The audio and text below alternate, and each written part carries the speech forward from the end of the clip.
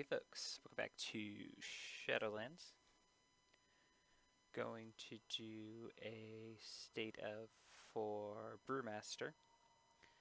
I leveled as Mistweaver.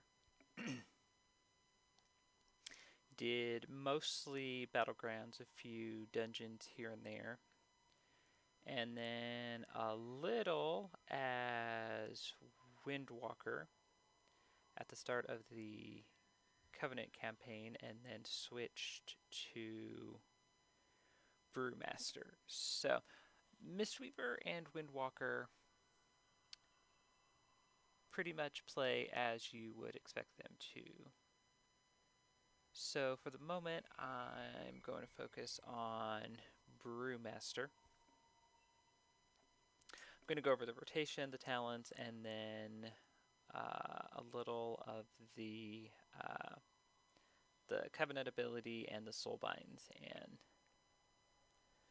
things like that. I was trying to figure out how to cover the Covenant abilities and things, and I think that's probably the best way to do it.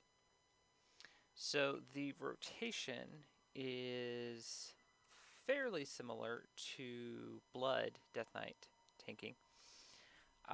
Blackout Kick will give you dodge, and it will stack until you dodge, and then it will refresh and start over. Similar to how Morrowind gives you Bone Shield charges. Keg Smash is your AoE damage, similar to Blood Boil for Death Knights, Consecration for Paladins, Sigils for Demon Hunter. A little bit of damage, keeps the focus on you. Expel Harm heals and does something for Brewmaster that it doesn't do for Mistweaver or Windwalker, which is if you summon a healing sphere, it will consume a charge of that to heal you for an additional amount, and then does a little bit of that healing as damage to the target. So similar to how Death Strike works with the charges, although you won't have as many or be waiting on as many. You're going to want to keep you're going to want to keep Expel Harm on cooldown as with the other two as well. However, what's nice about it is much like Soul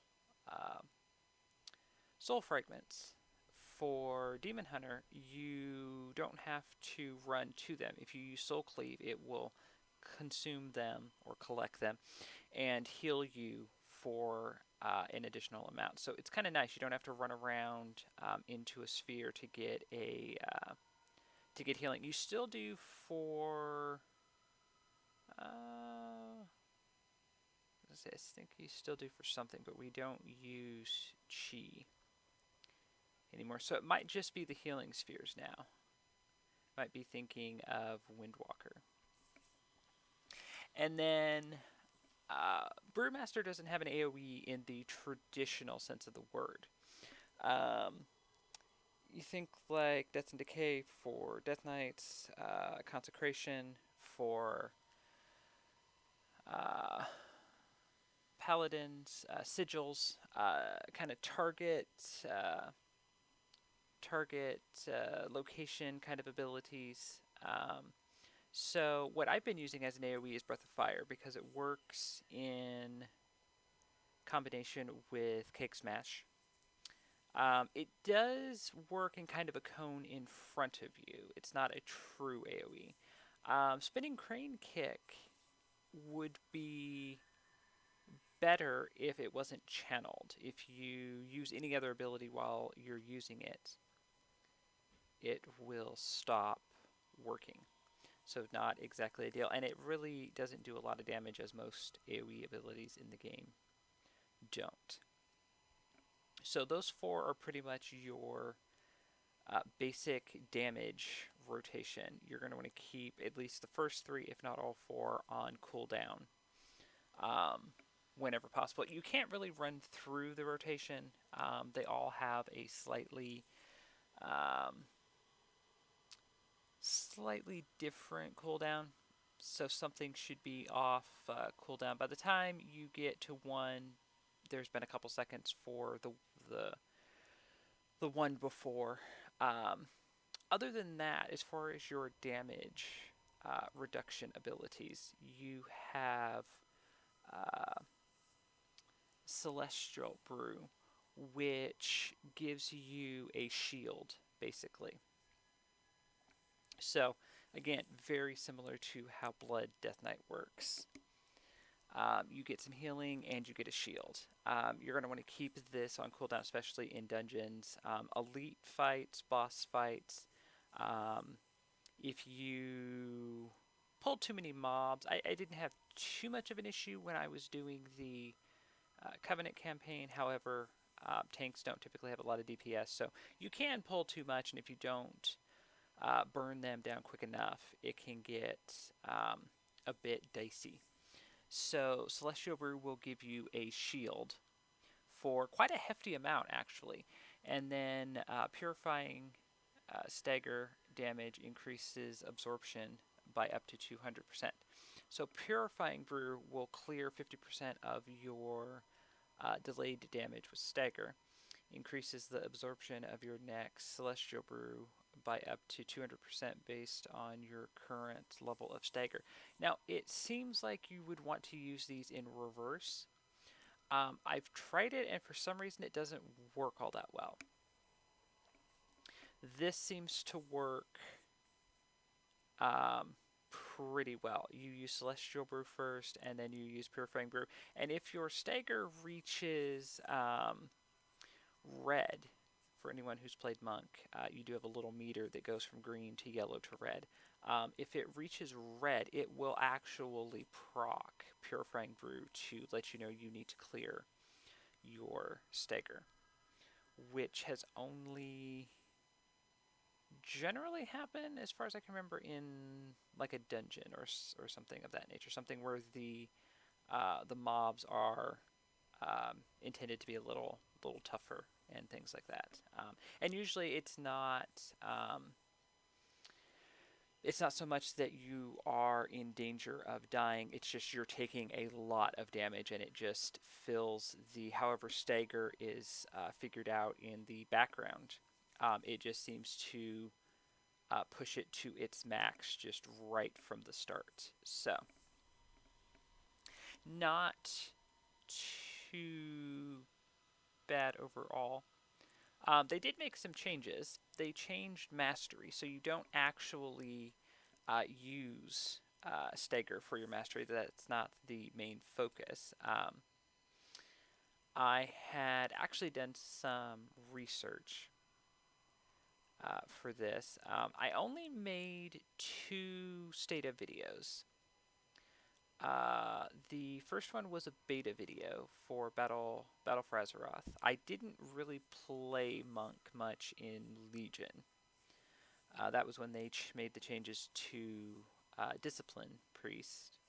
So I played Disc Priest for most of the middle to the end of Legion. And apparently that was where they made a lot of changes from what I was finding.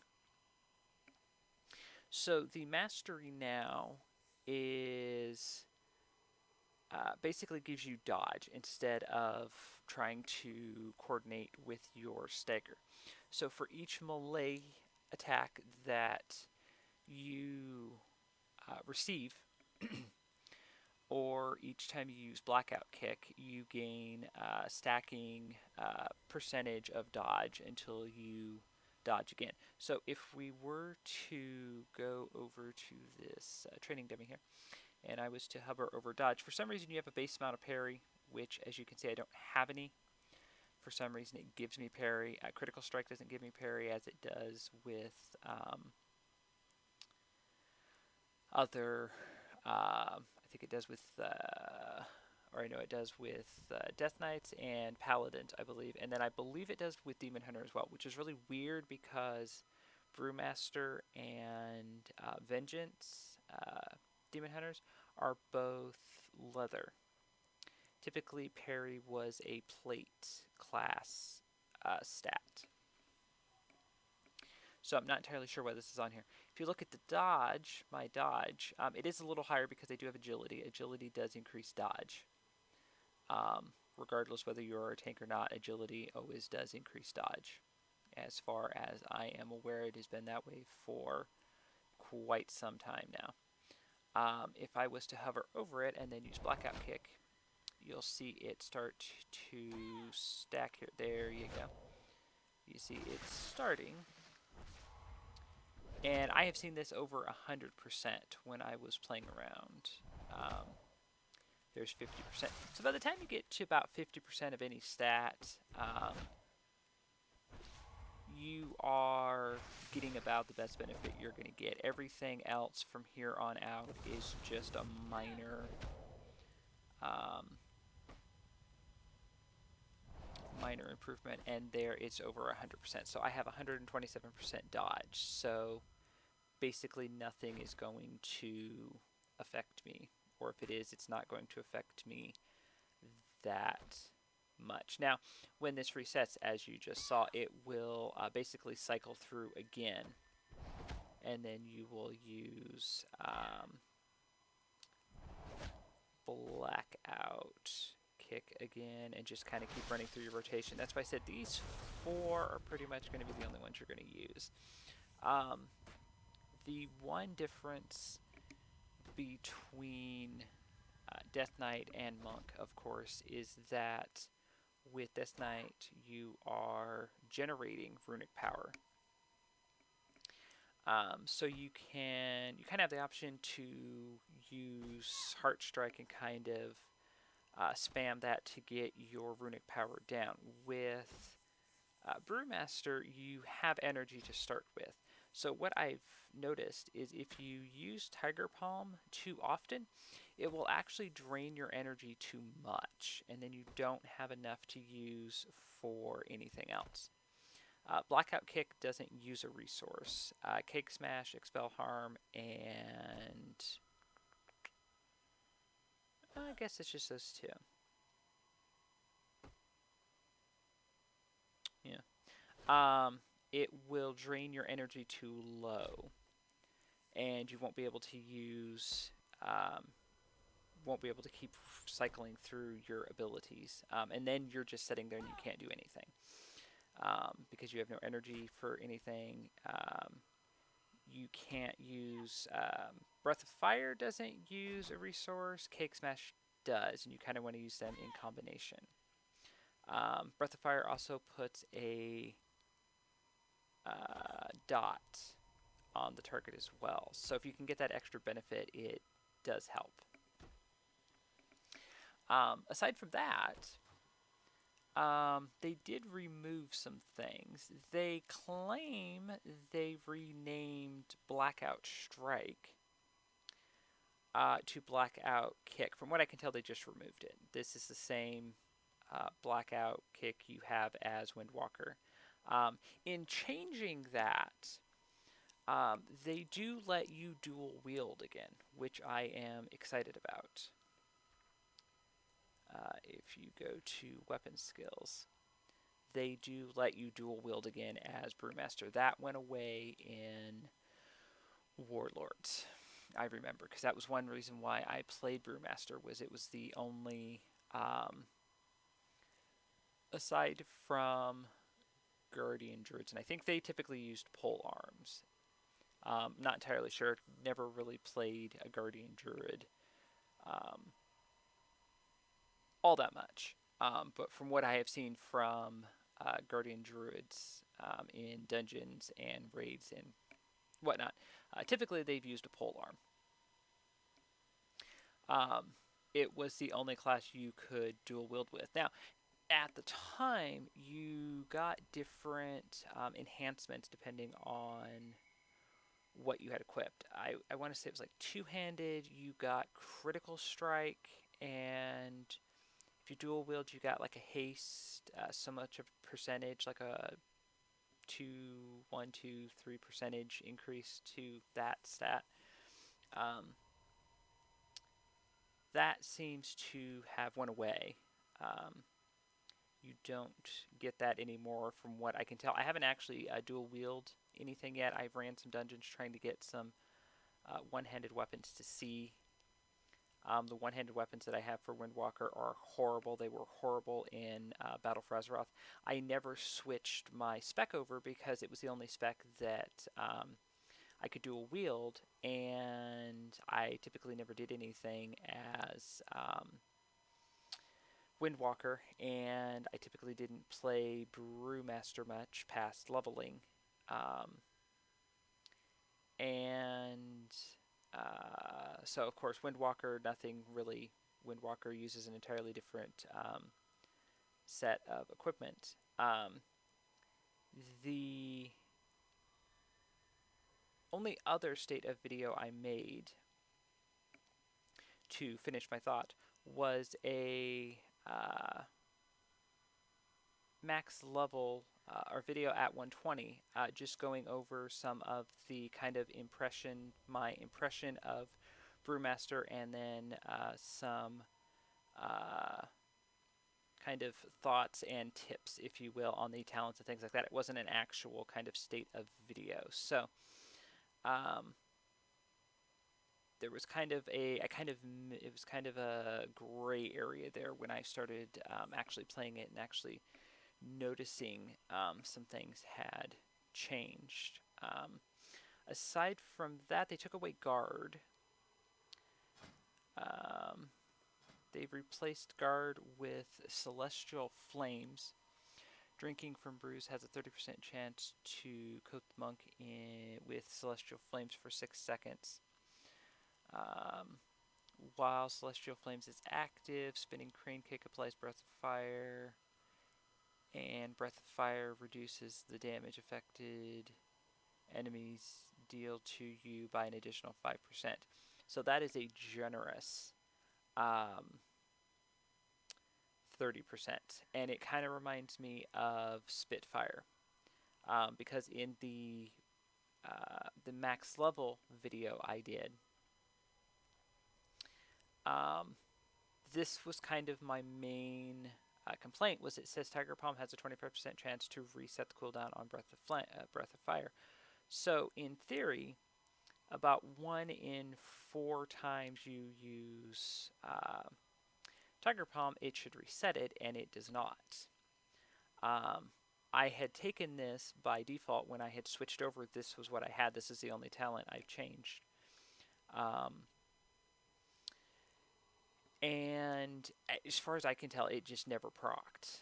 I had been doing the Covenant campaign, so I'd been dealing with quite a few mobs and different things. I mean, I had been in combat quite often, and I could not tell a difference. So I switched it over to High Tolerance, which is just overall better for tanking. Stagger is 5% more effective at delaying damage. You gain up to 15% haste based on your current level of stagger, so it just works a little better for tanking if you're going to tank dungeons and things like that. I wanted to get gear to start doing mythics at some point, so that was kind of the thought I had in mind. Everything else is pretty much exactly the same. They didn't really change the talents too much. Tiger Eye we've had for a while, Chi Tornado, Light Brewing, Ring of Peace, Bob and Weave, Special Delivery. I kind of keep changing these. Rushing Jadewind would be good if it replaced Spinning Crane Kick. Back in the day, you could take Rushing Jadewind to kind of function for to explain this, to kind of function kind of like a bone shield. You could hit it and it would just spin around you, so you could run in a dungeon and get threat. And then I believe at the time, Cake Smash was a on target ability, so you actually had to, it was like Death and Decay, you actually had to hit it and then take it, put it to the location, and then use it, because it generated threat, I do remember. Back when that was a whole thing. It still does that, but it gives you an additional ability, and I didn't want to take an additional ability. So I will use Tiger Palm or Spinning Crane Kick sparingly if I just need a filler for something. As long as you're doing damage to keep your the threat on you as a tank, you're fine. So and then high tolerance, as I said. So yeah, not too much has changed. I haven't done any battlegrounds or anything like that. Tanking in battlegrounds can be a little, depending on what map you get on. If you basically don't get on a flag, either a capture the flag or like Eye of the Storm, where there's bases you can guard or something like that, it gets a bit questionable.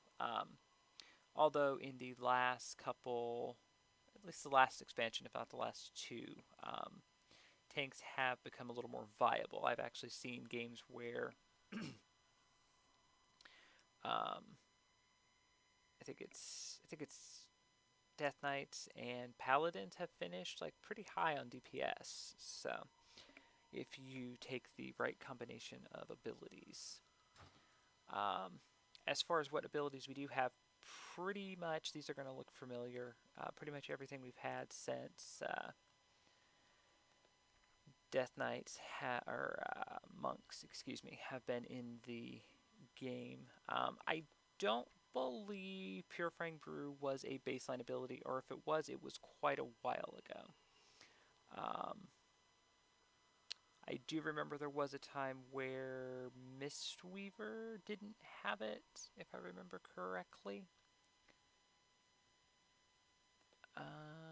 And then for the actual Brewmaster abilities, Clash is new. Basically just works as a charge, like warriors would have or guardian druids would have. Does root all targets for 4 seconds. I don't really find a need for this, so never been a big fan of charge abilities unless with warrior it works in with their overall playstyle. I think it generates you rage and does some other things depending on what expansion we've been in. So there's a kind of a little more incentive to use it. They did give each spec back a animal from their respective animals. So brewmasters used to have a statue, much in the same way that Mistweavers had the Jade Serpent statue. Brewmaster tanks had the Black Ox statue, which would, if I remember correctly, would generate threats so targets would attack it. So now they've given all 3 specs an effigy. So Brewmasters have the Black Ox, Windrunners have the White Tiger, and then Mistweavers have the Jade Serpent, of course. And whatever spec you're in, that's what it tends to focus on. So the Black Ox will attacks your primary target and frequently stops damaging all nearby enemies for X amount plus 25% of stagger damage you have recently purified. So it's not too bad. While active, 20% of damage. Delayed while stagger is instead staggered by the effigy. So not terrible at all. The White Tiger does damage, and then the Jade Serpent does healing, of course. So very basic abilities. That's about the only spec-specific cooldown you really have or need. So you're going to want to use this at, or I've been using it at the beginning of like boss fights and things like that. I don't typically use it on mobs or anything like that. And yeah, and then stagger is just its own standalone still does what it always did. You shrug off attacks, delaying a portion of physical damage based on your agility, instead taking it over 10 seconds. Affects magical attacks at 35% effectiveness. So, and then as I remember in when we were actually in Mist, your mastery would affect those numbers, or the delayed amount, if I remember correctly. They also took out Iron Skin Brew, which they had added in, I want to say, Warlords. That's what Celestial Brew replaced. It would increase the amount you could stagger. It was a little bit like stance dancing. For anyone who played a warrior, you had to use your abilities at the right time to delay enough of the damage so you could tank correctly. And it took a bit of getting used to. It took a little bit of skill, and then they kept changing things in Mist, and Brewmaster's probably had the most changes, I think, of all three specs. And yeah, so I think other than that, there really wasn't much to go over there.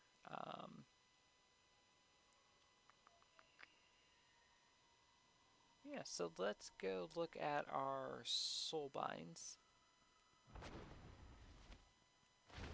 I have unlocked all three. I've completed the Covenant campaign. And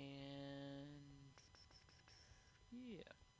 So the actual, let's see what this is here. This is the actual class ability.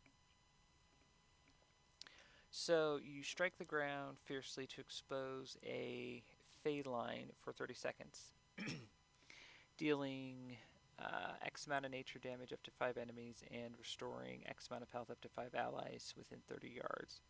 Caught in the feline's stagger is 5% more effective for 8 seconds against enemies caught in the feline. Your abilities have a 6% chance of resetting the cooldown of feline. Stomp while fighting on the feline. So, of resetting feline stomp while fighting on the feline. There we go. So I'll show you over here. So that's what it looks like, and it will go in different directions depending on where enemies and allies are standing. It will branch out to both sides. It will branch out to one side. It looks a little bit different each time, so it's kind of it's kind of cool. And then yeah, fighting on the feline has a 6% chance of resetting the cooldown of feline stomp. So yeah, so there you go. As far as the soul binds, these don't make too terrible of a difference. I tried Dreamweaver. This did not go well. Pod Tender is a bit of a weird ability. It's supposed to function kind of like a cheat death. The problem that I had with it was that it does in fact put you into a seed. However, when it does that, you tend to lose threat, and if you're at the end of, say, a rare fight, if you're trying to an elite, a rare, whatever, something where you've had to pop,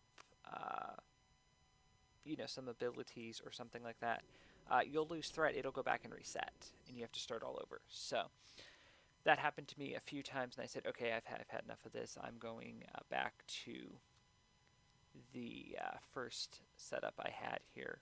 I still need to get some conduits for this completely. The third option here I only got when I completed the Covenant campaign, so I haven't actually had time to play around with it. You can use your conduits in all three, so I was trying to get some of each so I could kind of play around before I did too much. I seem, as you can see, I seem to have potency. I need endurance and finesse, and I can't seem to find them anywhere. I ended up with so many potency because I was going around and just looking on the map for conduits that were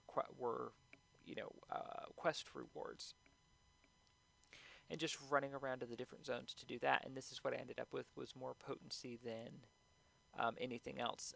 Some dungeons will give you a chance at getting something else, but it's been few and far between. That was how I got an epic um, grounding breath, and I thought there was something else that was a common, and it ended up being a rare, and it just replaces it. This seems kind of like just a side, um, kind of like something you can do on the side. These passives you get for filling in your conduit don't seem to make a whole lot of difference.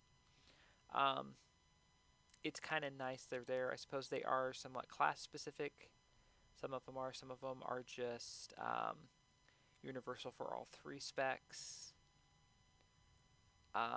That's why I'm not like in a big hurry to try to fill, get conduits and fill these in. I do want to play around with some of this now that I am max level and have completed the Covenant campaign and everything. I just need to get more conduits to do it. So, as I said, I wanted to do more with Mythics, so hopefully I can get some that drop. I was looking at some of the conduits that were in dungeons, and they look fairly worthwhile. So I don't know if it's like the Heart of Azeroth, where you kind of have to get the higher, kind of the higher ranks. Ranks here would be common, rare, epic, for it to really make a difference. I've changed these around somewhat. I really can't tell a difference on any of the characters I've done any of this with. So it's it's here. I'm just not sure, kind of, how much it does and or what the purpose of it is right now. So yeah. Um, and the other thing I don't like is you can't tell what conduits you can get. That was the thing with the Heart of Azeroth. You could see um, what there was to get, and it would tell you where to get it. So if you wanted something specific, you could go through and look and be like, oh, that seems cool. That seems helpful. I want that, and you could figure out, okay, I got to go do Battlegrounds. I got to go do a quest over here. I don't know if it kind of reminds me of relics from Legion, where you kind of had to craft some, and then you kind of had to go kind of hunting for others. Again, kind of was just kind of a side thing you could do. Kind of made a difference, kind of didn't. Depending on what it was you were doing. Of course, like the Mythic Raiders and I think like the Mythic, I think we had Mythic Dungeons and the ranked, rated PvPers, the higher end tier stuff. I'm sure people had figured it all out and had it all um, cookie cuttered out of what you needed and where you needed to get it. Which is a bit of a shame because not a lot of people do the kind of higher tier stuff, or if they do, they don't do it for very long. A lot of people do mythics to get the mount, and then they go on and do something else. So this is a bit strange and or disappointing, depending on your opinion. So you don't really have to work that hard to get the conduits, which is kind of nice. I'm not sure how this correlates for sure with what I'm doing, if that makes sense. And it seems like the final one, it seems like each one kind of affected a different spec. which I suppose is kind of nice, although one of them, yeah, your healing spells and abilities have a chance to apply herbs increasing the target's haste. Like, I only have one. I really only use Expel Harm. I don't use Vivify. So is this really going to do me any good? And then I have to get Finesse, and I've already... I guess I only have one other Finesse.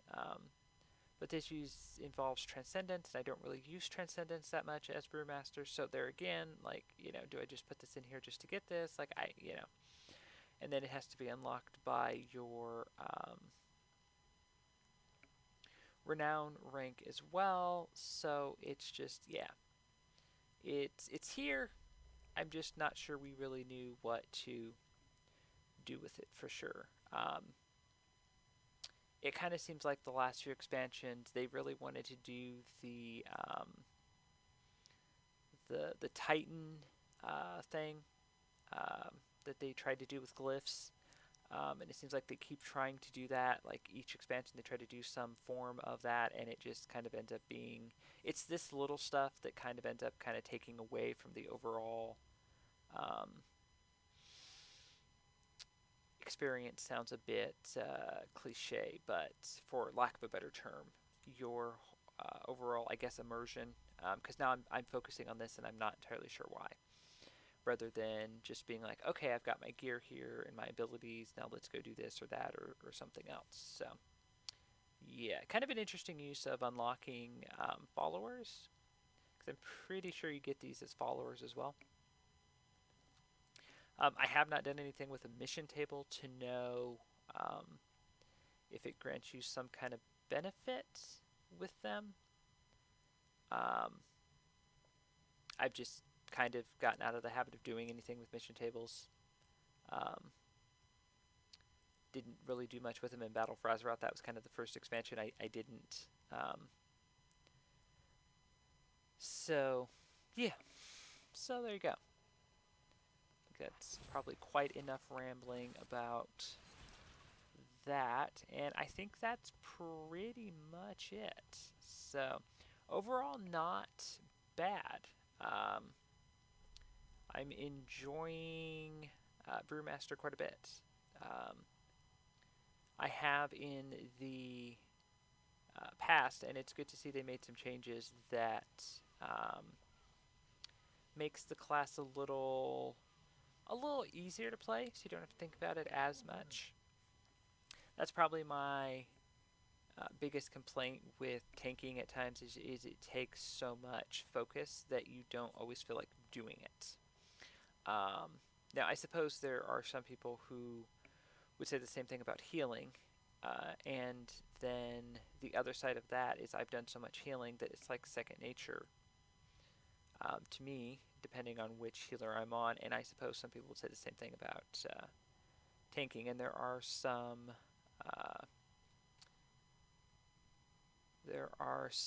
who have played Brewmaster diligently through these various expansions. So to them, it's probably second nature. They probably just compare this build in this expansion to previous ones and what they would change and what they wouldn't, as I suppose is the way with every expansion and every class. So, yeah. So there you go, folks. Hope that was helpful. Hope you enjoyed that, and thank you for watching.